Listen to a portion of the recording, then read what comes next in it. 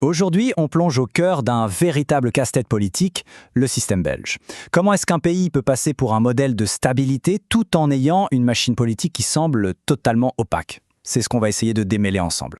541. Ce chiffre, il a fait le tour du monde. Il représente le nombre de jours qu'il a fallu à la Belgique pour former un gouvernement fédéral entre 2010 et 2011. C'est un record mondial, et de loin.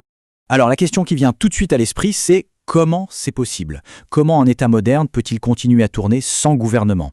Eh bien la réponse est assez surprenante. Ce n'est pas un accident. Pendant que les politiciens négocient, l'administration, elle, continue de fonctionner en quelque sorte en pilote automatique. Et les gouvernements des régions gèrent le quotidien. Mais ce phénomène, c'est surtout le symptôme le plus visible d'un système politique vraiment unique. On commence par la première partie, le puzzle politique belge. Pour vraiment comprendre ce qui se joue, ça ne suffit pas de regarder les institutions officielles. Non. Il faut aller voir ce qui se passe dans les coulisses du pouvoir. Voilà, c'est le point de départ essentiel. Ces très longues périodes de négociation, ce n'est pas un signe que le système a échoué. C'est plutôt la démonstration de la manière dont il fonctionne vraiment. Le pouvoir ne disparaît pas, il est juste exercé ailleurs que dans un gouvernement en place. Deuxième partie, la particratie. Alors où se trouve ce pouvoir quand il n'y a pas de gouvernement?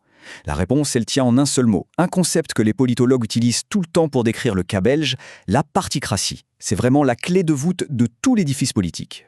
La définition a l'air simple, mais ses conséquences sont énormes. Dans une particratie, les partis politiques, ce ne sont pas juste des intermédiaires entre les citoyens et l'État. Non, ils sont le centre de gravité du pouvoir. Ils contrôlent quasiment tous les leviers de décision. Alors, qui sont les vrais chefs ? Pas forcément les ministres ou les parlementaires qu'on voit à la télé. Le pouvoir réel, il est concentré dans les mains des présidents de partis. Ce sont eux qui négocient les alliances et qui décident qui sera ministre. Leurs bureaux de parti, eux, fonctionnent comme des gouvernements en miniature. Et tout au sommet, on trouve le Cairn, un conseil super restreint de vice-premiers ministres qui prend les décisions les plus importantes, souvent en secret, sans laisser de traces. Troisième partie, le pouvoir en coulisses. Bon, le concept de particratie peut sembler un peu théorique. Alors voyons maintenant avec des chiffres et des exemples concrets comment ce pouvoir se manifeste dans la vie du pays. 75 millions d'euros, c'est le financement public que les partis politiques belges reçoivent chaque année. Cette somme colossale les rend très indépendants de leurs propres membres ou de donateurs. La critique qu'on entend souvent, c'est que ça les transforme presque en branches de l'État, un peu déconnectés des citoyens. Et voilà un autre chiffre qui donne le tournis. 31 806. C'est le nombre de mandataires politiques qu'on a recensés dans le pays. Ça fait littéralement un mandataire par kilomètre carré. Et ce réseau immense, c'est le résultat des nominations politiques contrôlées par les partis. Cette influence, elle s'infiltre absolument partout. Les partis contrôlent qui peut se présenter aux élections en préparant les listes. Mais ils nomment aussi les patrons des entreprises publiques comme la SNCB, des médias publics comme la RTBF, et ils placent même leurs membres dans de hautes fonctions judiciaires.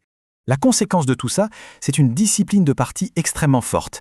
Comme le dit cette citation, le rôle des parlementaires est souvent réduit à celui de presse-bouton. Leur autonomie est très faible parce que leur carrière dépend entièrement de la direction du parti. Le Parlement, qui devrait être le cœur de la démocratie, risque de devenir une simple chambre d'entérinement, un endroit où on valide des décisions qui ont déjà été prises ailleurs. Quatrième partie, stabilité contre transparence. Alors, ce système, est-ce une bonne ou une mauvaise chose? Il n'y a pas de réponse facile. Il a ses défenseurs et ses critiques, parce qu'il repose sur un compromis fondamental entre deux valeurs qui peuvent s'affronter, la stabilité et la transparence. D'un côté, les critiques parlent de déficit démocratique. Les décisions importantes sont prises en secret, loin du débat public, ce qui crée un sentiment de déconnexion. De l'autre côté, les défenseurs du système disent qu'il est indispensable à la stabilité. Dans un pays aussi fragmenté, avec 12 partis au Parlement fédéral, cette centralisation du pouvoir serait le seul moyen de trouver des compromis, de former des gouvernements et finalement de maintenir l'unité du pays. Ce graphique, il permet de mettre les choses en perspective. D'autres pays européens, comme l'Allemagne ou les Pays-Bas, ont aussi des gouvernements de coalition.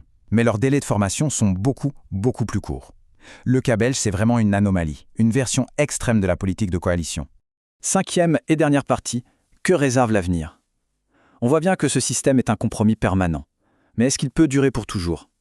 Aujourd'hui, il fait face à des pressions de plus en plus fortes, qui pourraient bien le changer en profondeur.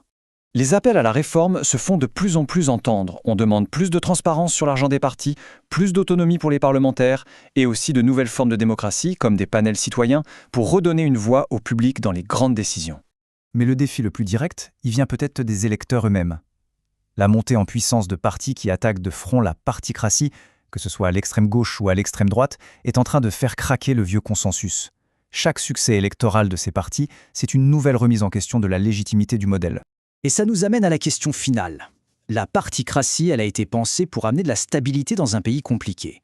Mais dans un monde qui réclame de plus en plus de transparence et de participation, est-ce que ce modèle, basé sur le secret et les arrangements entre élites, est encore tenable? C'est sans doute tout l'enjeu pour l'avenir de la démocratie belge.